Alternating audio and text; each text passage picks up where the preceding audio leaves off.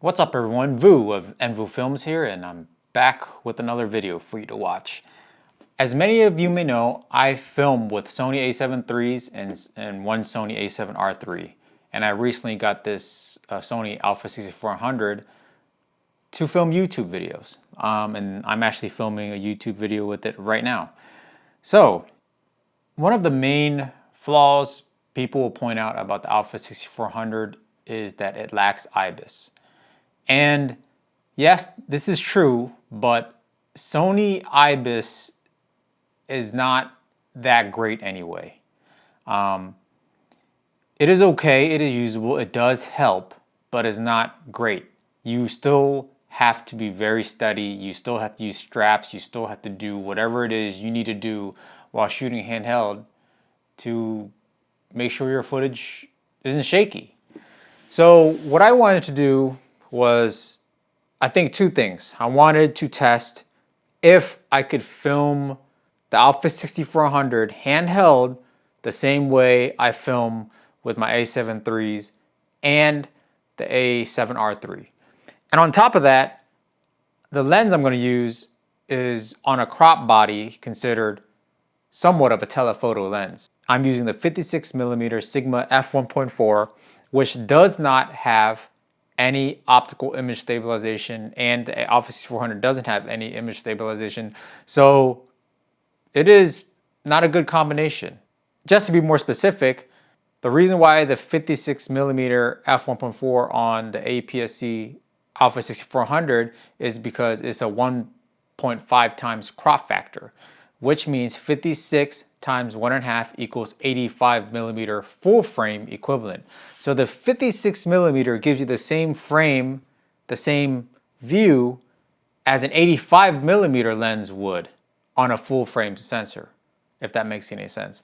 And if I may be wrong with this, but this is approximate, that at f1.4, the a6400 should give you a rough f2.2 equivalent to what a full frame sensor would give you. So if you had an 85mm lens on a Sony a7 III and you shot it at f2.2, that look should look pretty much the same as a6400 with the 56mm f1.4 at f1.4. I hope that makes sense. It makes sense to me because, you know, there's a lot of numbers and math, and I'm Asian, so we're like really good at that kind of thing, apparently. So I'm actually not that good at that. But anyway, and that comes with my second challenge, is that I wanted to see if the a6400 could give me the full frame look. And is the a6400 at f1.5 good enough in terms of that bokeh and that out of focus area? Is that enough for most people? I think it is, and which is why I actually really appreciate that new Blackmagic Cinema 4K or Cinema 6K camera that Blackmagic Design just released. That has a Super 35, aka APS-C size sensor, the same size sensor as a6400, but it has way better video specs. Obviously, it lacks autofocus and all that. I mean, it has autofocus, but it sucks. But it lacks, you know, continuous autofocus and all that stuff. But that's why I think that Blackmagic camera is a game changer. And that's why I think if Sony were to release an Alpha 7000, it could be a crop sensor. It could be a crop sensor that is in an A7 body. Whatever it is they got to do, I don't mind it being a Super 35mm sensor, as long as it has 4K 60, 10-bit, maybe even RAW, all that internal stuff.